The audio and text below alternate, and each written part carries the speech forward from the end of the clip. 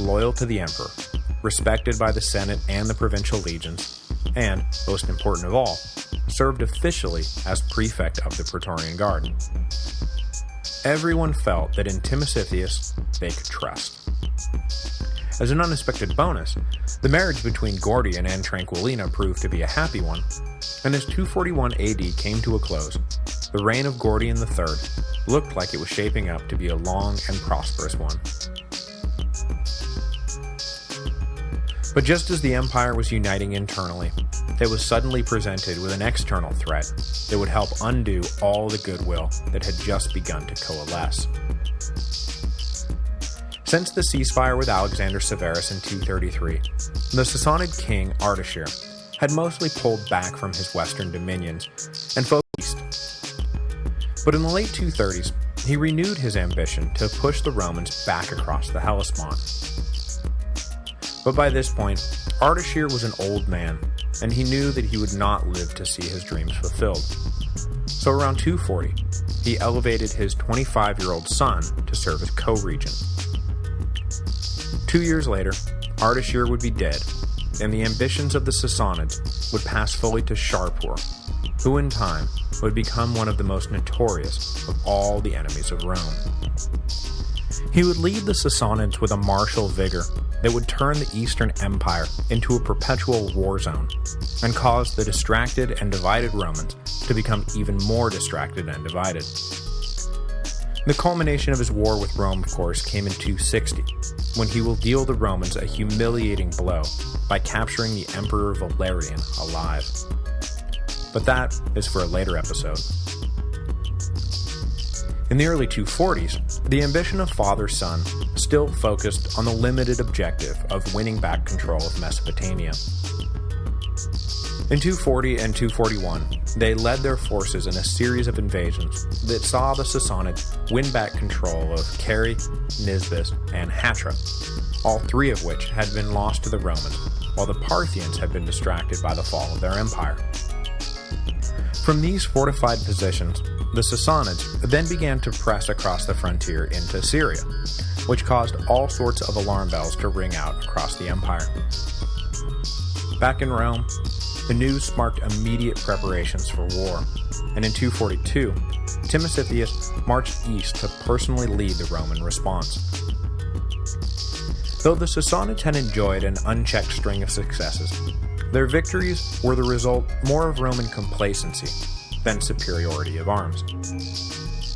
When Timasitheus arrived in Syria, complacent Rome transformed into aggressive Rome, and I think we all know what happens when that happens. At some point in 242, Ardashir died, leaving Shapur to deal with the Roman counterattack by himself. It would be an experience he would not soon forget. In 243, Timasitheus led his army out to meet the Sassanids on the plain of Racina, and the professional legions triumphed over the amateur Sassanid forces. Cary and Nisibis were retaken, but in their conquest of Hatra, the Sassanids had destroyed the city, so there was nothing left but rubble to reclaim. Shapur was driven back to lick his wounds, but Timasitheus was not planning on granting the Sassanid king much of a respite. The de facto emperor of the Roman Empire wanted to prove to the Sassanids once and for all that poking at Rome was just about the dumbest thing they could ever possibly do. But, ever loyal to Gordian, he requested the true emperor of Rome come east to oversee the subsequent campaigns and share in the glory Timasitheus had planned for the empire. And by the fall of 243, Gordian was situated in Syria with a front row seat for the coming humiliation of the Sassanids. But the humiliation would never come. While in camp, plotting out what his next moves would be, Timasitheus was overcome by an unknown illness and died shortly thereafter. The political balance that had been established when he simultaneously became Praetorian prefect and father-in-law of the emperor died with him. Without his best advisor to rely on, Gordian decided to pull up short and declare that driving the Sassanids out of Mesopotamia was victory enough for now. In reality, he had more pressing concerns, like whether he could find someone to serve as Praetorian Prefect who would prove as capable and as loyal as Timesitheus. After some soul-searching and more than a little behind-the-scenes nudging, 18-year-old Gordian finally decided to appoint Marcus Julius Philippus to fill the vacant prefecture. This would prove to be the worst decision Gordian III ever made. That Philip the Arab would soon be Emperor of Rome should give you some indication as to why. Philip had been born about 50 miles south of Damascus in 204 into a prominent family of emigrated Arabs, hence the Arab part of Philip the Arab. And though we know very little about his early life, it later became rumored that he spent his life as something of a brigand. It seems unlikely given the status of his family, but the story of his unsavory beginnings fill out a part of the legend of Philip the Arab, and so I offer it to you with all the relevant qualifiers. What is interesting about Philip is that he was not the driving force behind his own ambitions.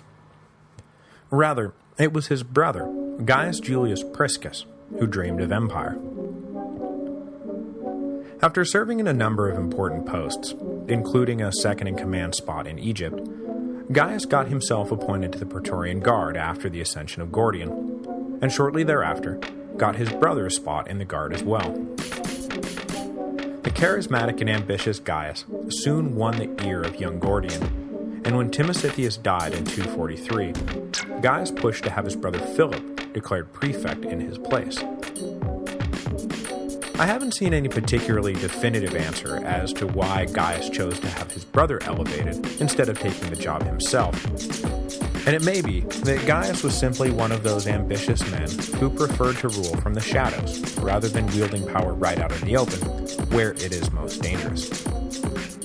Whatever the reason, Philip was declared prefect, and the Arab brothers found themselves filling the power vacuum left by Timesitheus.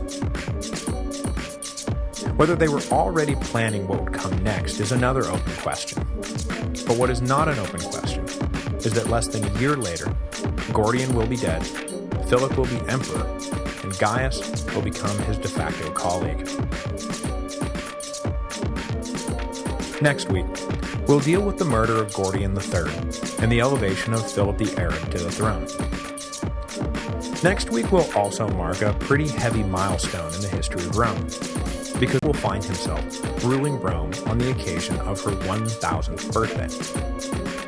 Founded, as we all know, in 753 BC, the year 248 AD marked year 1000 on the Roman calendar, and to celebrate, Philip would throw a party that would go down as one of the greatest the empire had ever seen.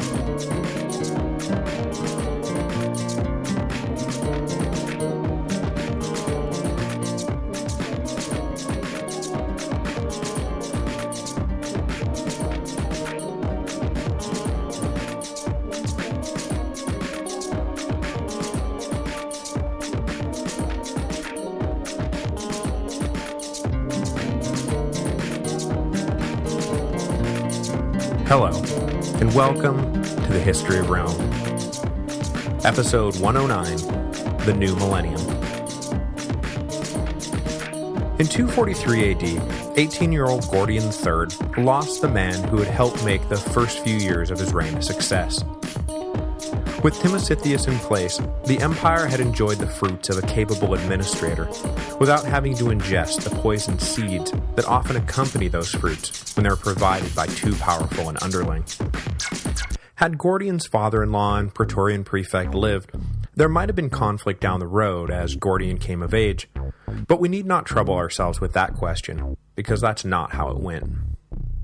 How it went was that things were going great for Gordian until Timesitheus died, and then everything went to hell. There are a couple of different versions about what happened between 243 and 244 that led to Philip the Arab becoming emperor, but the basic facts are these. Timesitheus died, Philip was appointed Praetorian Prefect, then Gordian died, and Philip became emperor. Other than that, the record is contradictory, but the different stories used to explain these basic facts break down into roughly three categories. 1. Philip was completely innocent in everything that happened. 2. Philip started out innocent but wound up guilty. And 3. That Philip was guilty right on down the line. To take the last first, the story goes that Philip and his brother Gaius conspired to kill Timesitheus. That is, the mysterious illness that killed Gordian's father-in-law was actually poison. Then, once Philip was prefect, the brothers conspired to kill Gordian and have the guard elect Philip emperor. Call that version Philip the Arch-Machiavellian. Version 2 is that Timesitheus died of natural causes, and it was only after Philip became prefect that he and his brother decided to make a play for the empire by killing Gordian. Call that version Philip the Opportunist. The last version is that Philip had nothing to do with either death, and was as surprised as anyone to find the Praetorians elevating him to the purple. Call that version Gordian the Lucky. The Romans themselves clearly believed some combination of Philip the Opportunist and Philip the Arch-Machiavellian, and the characterization of Philip as a complete innocent likely wouldn't exist were it not for the curious case of the missing battle. In early 244 AD, Persian histories describe a battle taking place in Mesopotamia between the Romans and the Sassanids that is almost nowhere described in the Latin record. The Persian version has it that Shapur led an attack against the legions, and that not only were the legions defeated, but that Gordian himself fell in battle. It is easy to dismiss this version as being propaganda invented by Shapur to embellish his own record, but it is not exactly out of the question that the Romans would try to bury the truth that the legions had been beaten and Gordian had been killed in battle, for propaganda reasons of their own. I'm not going to pretend like I can settle this issue myself, and officially, the cause of Gordian's death remains unknown to this day. But as I said, the Romans themselves certainly believed that Philip assassinated the young emperor, and I'm going to stick with that interpretation. Besides, there is a very low likelihood that, covered up defeat or no, Gordian would have been anywhere near a battlefield at that point in his career. So the generally accepted version among the Romans is that after the war with the Sassanids was shut down following the death of Timesitheus, that Philip assassinated Gordian while the imperial court was traveling around near the Euphrates River. With the emperor dead, no one else ready to make an immediate bid for the throne, and Philip right there on the scene, the Praetorian Guard followed the precedent set by Macrinus' men and elevated their prefect to the top spot in the empire. Word quickly spread, and before anyone could do anything about it, Rome had its second emperor of equestrian rank. The lack of a good credible record makes it hard to figure exactly the order of events, and doesn't do much to explain how exactly Gordian died, or why there was so little initial resistance to Philip's ascension.